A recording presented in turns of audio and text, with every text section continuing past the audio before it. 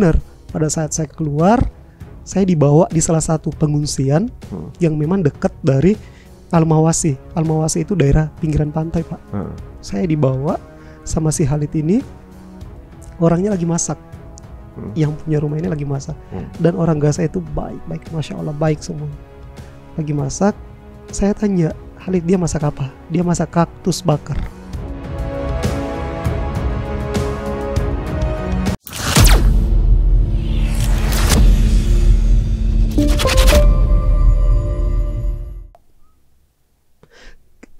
Kita sebagai medis kan kita baru datang.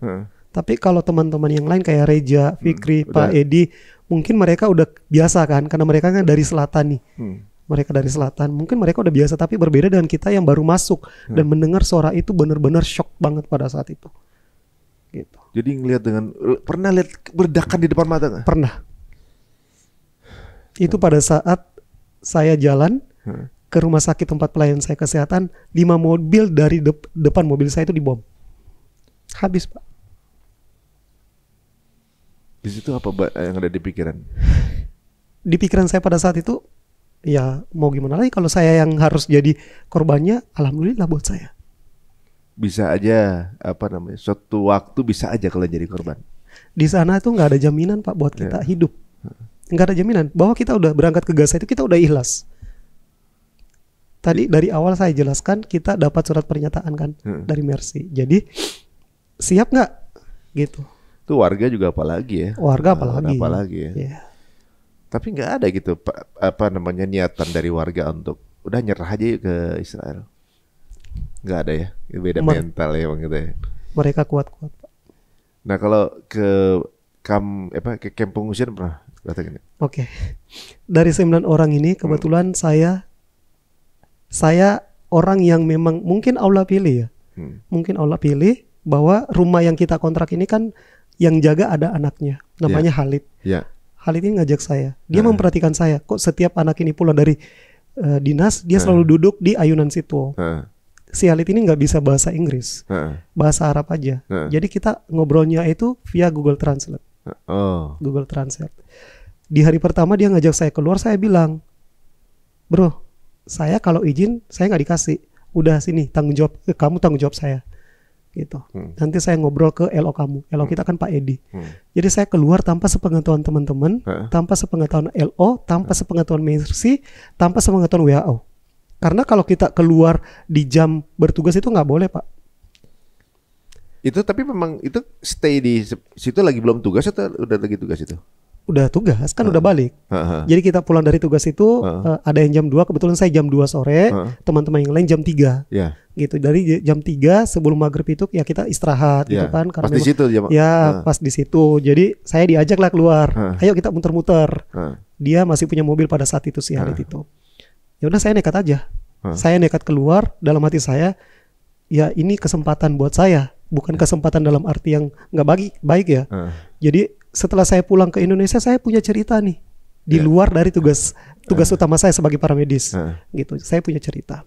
Dan benar, pada saat saya keluar, saya dibawa di salah satu pengungsian yang memang dekat dari Al-Mawasi. Al-Mawasi itu daerah pinggiran pantai, Pak. Saya dibawa sama si Khalid ini, orangnya lagi masak. Yang punya rumah ini lagi masak. Dan orang Gaza itu baik, Masya Allah, baik semuanya. Lagi masak, saya tanya, Khalid, dia masak apa? Dia masak kaktus bakar. Astagfirullah. Saking udah gak ada makanan, Pak. Saya pengen ngerasain. Terus Khalid bilang, kamu siap? Insya Allah saya siap. Saya makan kaktus itu, rasanya gak bisa digambarkan. Kayak apa? Sepet, gak ada rasa sama sekali, berlendir iya. Kayak lidah buaya sih kalau bisa digambarkan. Gitu. Jadi saya makan itu, Masya Allah, ini yang mereka jadi pengganjal perut setiap hari. Kita di Indonesia makan 3 kali 1 masih komplain, disisain dibuang. Kurang bersyukur itu loh kita di Indonesia. Sedangkan mereka di sana, saya ngelihat, Pak, dengan mata kepala saya sendiri mengutin makanan di pinggir sampah. Saya ngeliatin itu semua. Saya minum air garam, air laut, karena kan di sana nggak ada air.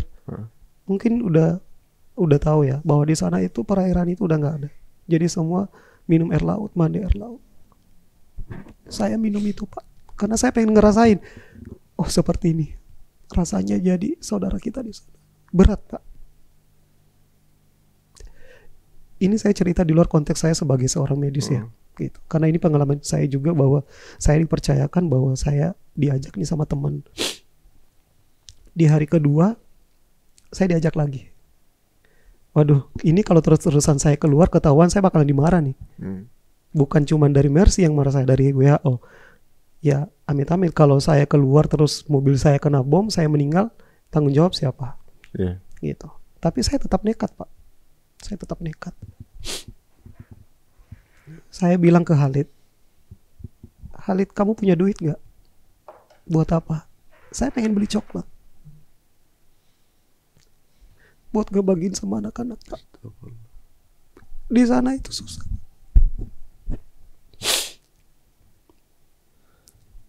Di sana itu kan pakai mata uangnya shekel. 1 shekel itu 4.000. Saya dikasih duit 1.500.000 Pak. Cuman buat beli coklat. Orang Palestina itu kalau udah kenal sama kita, aduh mereka baik banget. Apapun dikasih. Saya dikasih duit 1,5 juta cuman untuk beli coklat. Di sana kan coklatnya kayak Silver Queen ya, namanya Galaxy. Satu Galaxy itu 80.000. Jadi nggak seberapa sih dapatnya. Saya kumpulin tuh anak-anak. Gitu, saya kumpulin, saya bagi-bagi. Kamu doakan saya. Saya cuma bilang kamu doakan saya, mohon doakan saya. Biar saya terus kasih kesehatan, biar saya bisa ngebantu saudara-saudara kalian di sini.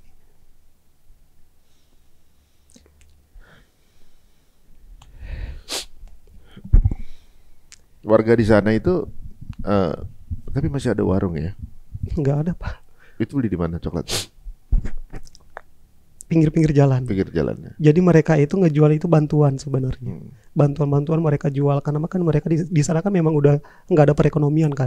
Jadi semenjak invasi darat pertama itu pasar-pasar itu udah nggak ada. Tapi sebelum invasi darat pertama itu masih ada pasar dan saya sempat ke pasar 1 kali sama Fikri. Gitu, sama Fikri, sama driver kita diantar ke pasar untuk belanja mingguan kita. Jadi di sana itu daging 1 kilo daging pada saat itu 980. 1 kilo. Gitu. Jadi saya pasar tradisionalnya seperti ini gitu. Pasar tradisional di sana itu nggak ada cewek, semuanya cowok. Semua laki ya. Semua laki yang belanja itu. Menjalankan syariah banget ya. Yang belanja mestinya laki kan. Jadi sebenarnya ada uang juga buat apa ya sana? Soalnya juga nggak bisa transaksi juga. Nggak bisa transaksi Pak.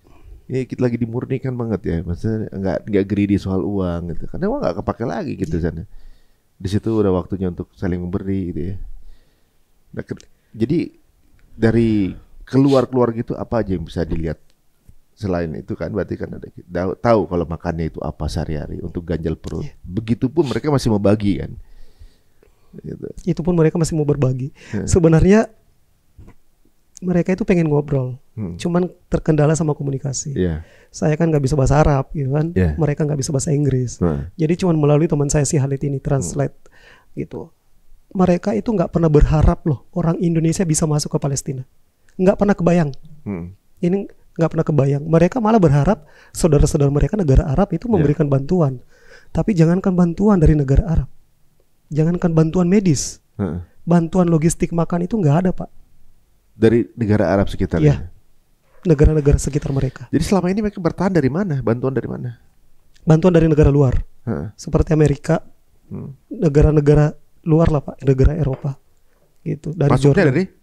Masuk kan itu di drop dari udara Pak. Oh yang itu. Ya karena kan udah nggak bisa masuk bantuan kan semenjak tanggal 6 Mei itu udah nggak bisa masuk bantuan sama sekali via darat. Gitu. Padahal kan sebenarnya banyak truk yang terbengkalai di luar karena nggak boleh masuk ya. Jadi justru Amerika sendiri yang melarang, tapi yang boleh cuma bantuan dari mereka sendiri. Wah, sebenarnya ada sesuatu mungkin antara bantuan itu, tapi ya nggak ada pilihan lain. Nggak ada pilihan lain. Jadi kalau di sana udah berapa kali orang wafat? Kalau ditanya itu udah nggak bisa kehitung Pak. Di depan mata. Dan saya ngebayang kalau itu keluarga saya. Nah. Di rumah sakit yang dijadiin praktek, sekarang keadaannya gimana? Oh, udah nggak beroperasi Pak. Rumah sakit Yusuf An-Najjar itu di tanggal 25 Mei kalau nggak salah itu udah nggak beroperasi karena dibom. El Emirati juga udah nggak beroperasi.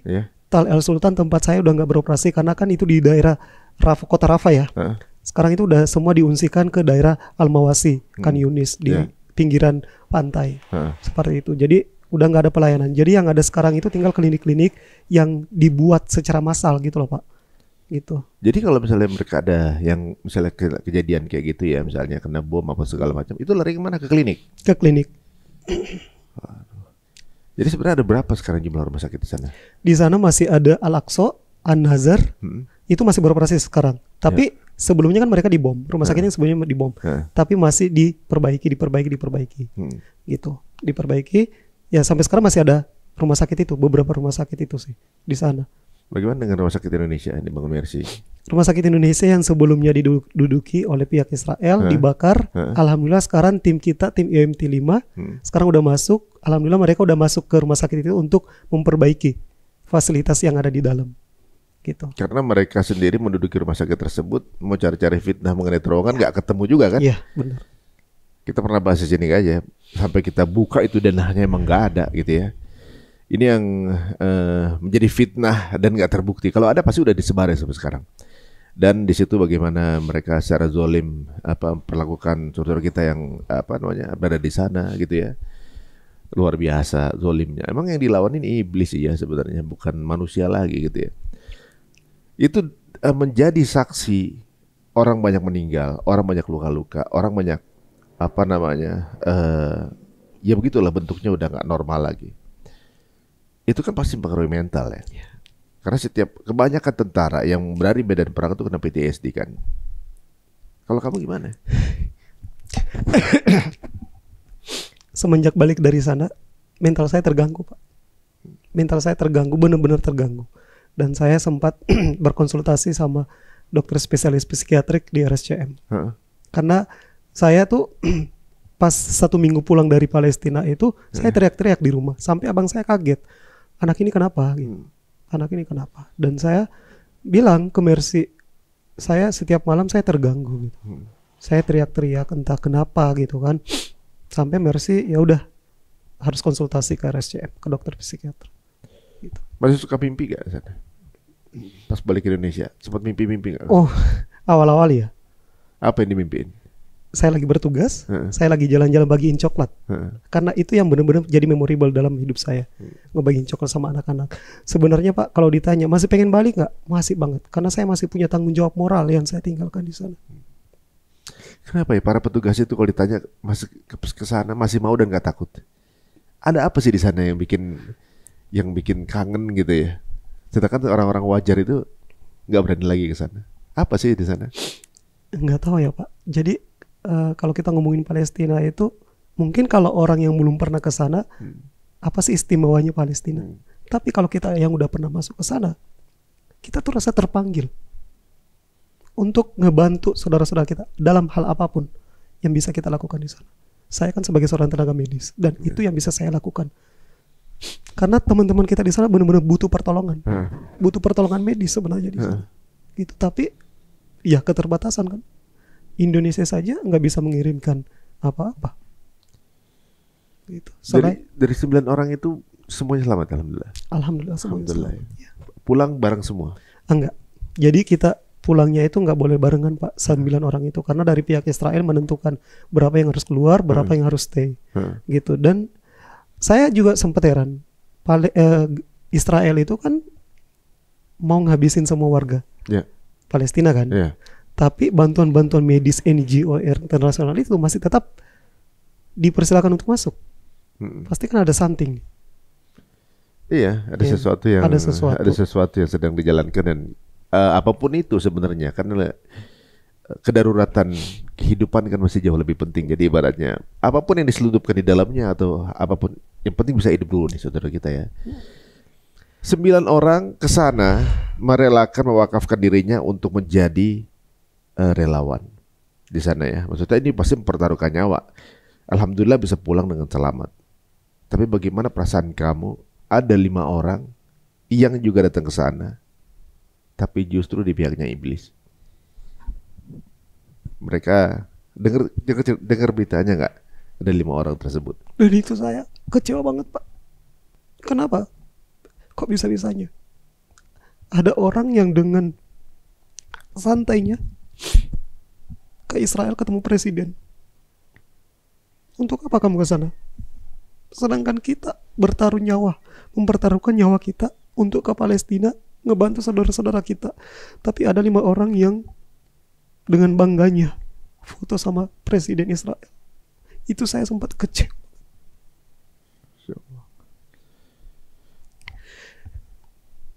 Sampai kalau saya ditanya, kamu masih pengen balik ke sana? Ya.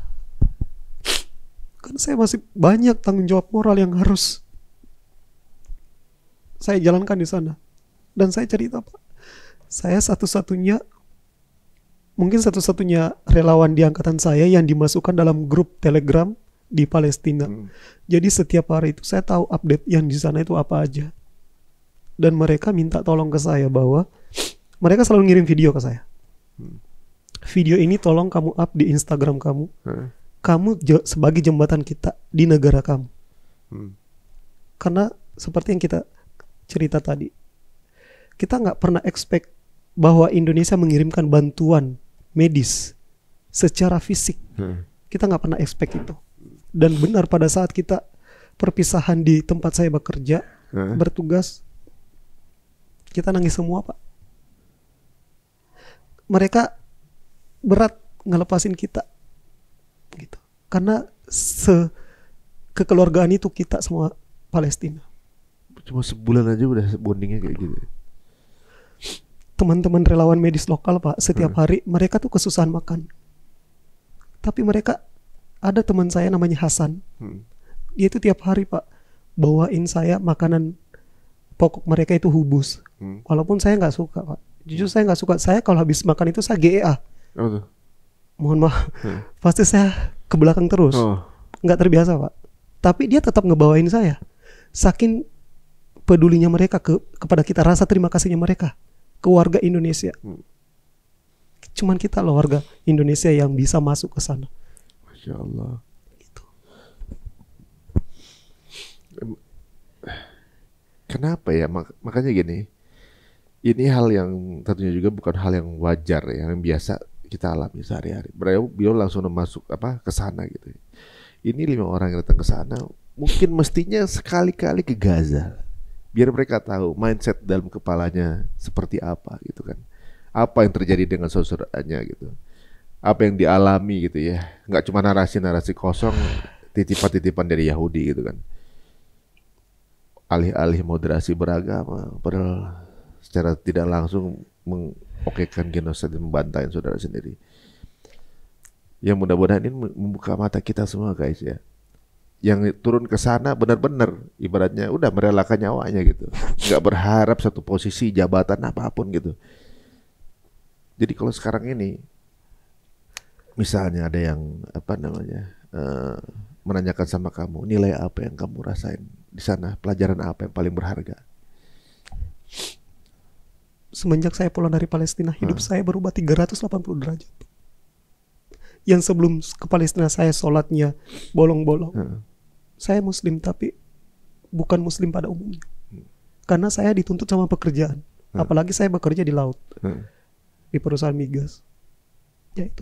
Dan memang dari 9 orang itu banyak medis yang imannya bagus, agamanya bagus selain saya. Tapi kenapa Allah memilih saya? Cobaan banyak. Sebelum saya berangkat ke sana banyak cobaan. Tapi saya nggak menyerah. Karena saya udah tahu bahwa memang Allah memilih saya untuk ke sana. Dan setelah pulang dari sana, alhamdulillah sedikit demi sedikit saya memperbaiki diri saya. Karena saya tahu cepat atau lambat kita pasti akan kembali. Dan kita nggak pernah tahu kita kembali dalam keadaan apa. Kita kembali apakah kita bermanfaat buat orang lain. Dan mungkin manfaat yang saya lakukan kemarin itu bisa menjadi penebus dosa saya 28 tahun kemarin. Masya Allah. Bahkan saya sangat berharap Pak, saya syahid di sana. Karena saya pengen ketemu sama orang tua saya. Saya sangat kangen sama orang tua saya. Dan mungkin mereka sangat bangga ngelihat anaknya. Ya mudah-mudahan jadi apa? Investasi buat orang tua ya, insya Allah. Jadi sekarang ini kita banyak ketidaknyamanan mungkin ya yang kita rasain sekarang. Entah lauknya kurang menarik, lauknya kurang enak, nggak ada internet, listrik mati. Aduh, itu masalah sepele ya. Nah, itu saudara kita lebih parah lagi dan mereka masih tetap bersaudara sama kita, nawarin makanan. Nggak lepas keimanan mereka ya. Bagaimana hubungan kamu sama NGO lain luar Indonesia? Sangat baik. Mereka semua dengan ini yang sama, niat yang sama. Dari negara mana aja? Saya berteman sama negara Amerika, sama Jerman. Karena kebetulan Pak, nama saya kan unik nih. Dan mereka nggak pernah percaya nama saya ini. Makanya nama saya itu kadang saya malu. Kalau saya kenalan sama orang, apalagi di public area, seperti di bank, nama saya dipanggil, saya kan malu. Kok Batman gitu kan? Tapi semenjak saya pulang dari Palestina, saya sangat bangga dengan nama itu. Karena dengan nama itu saya bisa punya relasi banyak dari negara-negara Eropa. Masya Allah. Dan sampai sekarang kita masih berteman baik. Mereka juga udah pulang? Udah pada pulang. Udah pada pulang ke negara masing-masing. Ya mudah-mudahan ini jadi mungkin ke depannya ada sesuatu ya. Mungkin Allah menakdirkan akan sesuatu buat Batman ya. Jadi ibaratnya mungkin ada orang yang tumbuh keimanannya dengan hal-hal yang sudah dipupuk dari kecil gitu kan. Mungkin ini cara Allah mentraining Batman kali. Untuk cara kembalinya dengan cara seperti ini kan. Kita nggak pernah tahu. Ya Alhamdulillah Bang Batman mau share sama kita keadaan di sana seperti apa ya. Makin kesini makin sedih kita ngelihatnya ya. Belum lama ini ada bayi kembar yang meninggal. Ada yang lagi sholat subuh berjamaah. Itu 100 orang langsung syahid ya. Beredar selebaran untuk datang sholat subuh untuk setoran hafalan di hari itu. Dan semuanya kemudian meninggal hari itu. Bayangin guys, mereka meninggal dalam keadaan menghafal Quran. Ya mungkin kalau kita manusia biasa ngeliatnya itu sesuatu yang meninggal ya mereka nih keadaan terbaik. Insya Allah. Ada pesan nggak buat teman-teman semuanya yang sekarang belum sempat ke sana dan nggak pernah berhenti mendoakan? Buat teman-teman di Indonesia, terima kasih atas doa dan supportnya buat teman-teman kita di Palestina, bahwa Palestina itu saudara kita dan mereka cuma butuh doa dari kita semua. Dan dengan saya menjadi salah satu perwakilan Indonesia yang berhasil masuk ke Gaza dan alhamdulillah bisa keluar ke Gaza dengan selamat, menjadi titik bahwa coba buka mata kita. Syukuri apa yang ada dengan kehidupan kita di Indonesia, bahwa saudara-saudara kita di Palestina itu nggak seberuntung kita loh. Kita masih bisa makan 3 kali sehari. Bahkan kita masih ngebuang makanan. Mulai dari sekarang coba ketuk hati kita. Sampaikan ke diri kita bahwa apa yang kita dapatkan sekarang itu jauh lebih beruntung dari saudara-saudara kita di Palestina. Saya ngomong seperti ini karena saya merasakan langsung bagaimana penderitaan saudara-saudara kita di sana. Saya nggak punya apa-apa, saya nggak punya harta yang banyak untuk saya berikan ke saudara-saudara saya, tapi Allah sudah memilih saya untuk menjadi perwakilan Indonesia yang berhasil masuk dalam misi kemanusiaan. Insyaallah. Dan ada satu kejadian pada saat saya keluar dengan teman-teman saya ngelihat makan Pak. Makan mereka itu bahkan dibongkarin Pak sama Israel. Saking Israel. Kenapa tuh?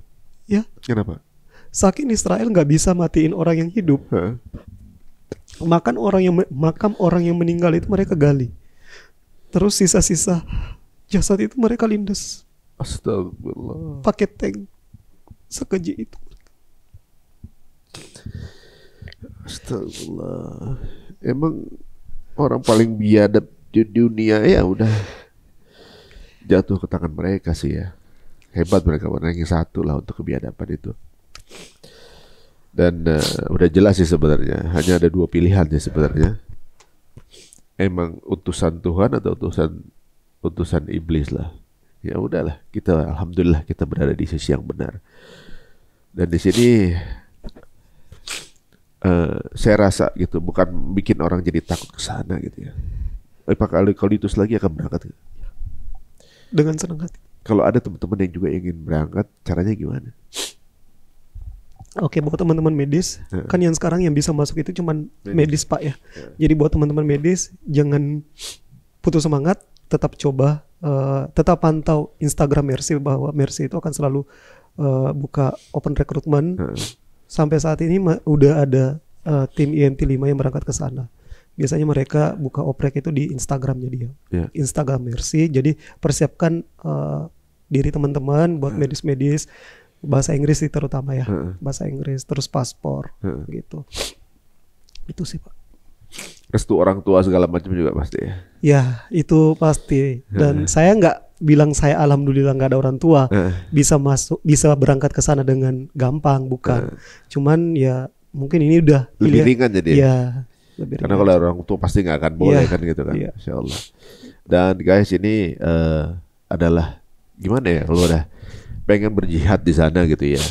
Dan nggak mungkin kita berjihadnya perang karena kita nggak punya keahlian di situ, dan juga memang secara undang-undang juga nggak mengizinkan itu. Tapi bisa mengizinkan untuk menjadi relawan ya.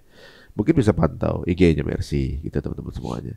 Dan untuk teman-teman yang mungkin nggak memiliki kesempatan seperti itu, banyak hal lain yang bisa dilakukan untuk saudara kita yang ada di sana. Entah kemudian ikut berdonasi atau juga mungkin memboikot gitu. Dan at least minimal jangan pernah untuk melupakan doa-doa kita ya untuk saudara kita yang ada di Gaza. Terima kasih Bang Batman untuk ceritanya, untuk inspirasinya ya. Gak gampang sebenarnya nahan sedih ini sambil wawancara, karena bubar kalau sampai kita gak bisa nahan nih. Tapi luar biasa ini benar-benar deh, karena habis ya nggak pernah berhenti sih kita dapat feeding itu kan. Dan mudah-mudahan juga ini menjadi setiap air mata yang menetes itu adalah menjadi saksi guys, kita berada di posisi mana. Dan mudah-mudahan Bang Batman diberikan kebahagiaan, semua ikhtiarnya tercapai, semua keinginannya diberikan sama Allah, dengan kesehatan juga. Dan ini menambah semangat dan giroh kita semuanya bahwa kemenangan sebentar lagi. Keadaannya mungkin belum kelihatan menguntungkan, tapi insya Allah optimis kemenangan itu akan datang. Jika dirasa ini menarik teman-teman semuanya, bisa berjihad, jihad kalian teman-teman semua, jaraknya antara jempol dan handphone kalian. Ya, bisa share sebanyak-banyaknya tayangan ini, berikan inspirasi yang banyak untuk banyak orang. Terserah mau dipotong sejenis apapun, gak ada masalah. Insya Allah mudah-mudahan akan menjadi keberuntungan buat teman-teman dan juga buat banyak orang. Semoga cerita untung menginspirasi teman-teman semuanya. Sampai ketemu di episode berikutnya. Assalamualaikum warahmatullahi wabarakatuh.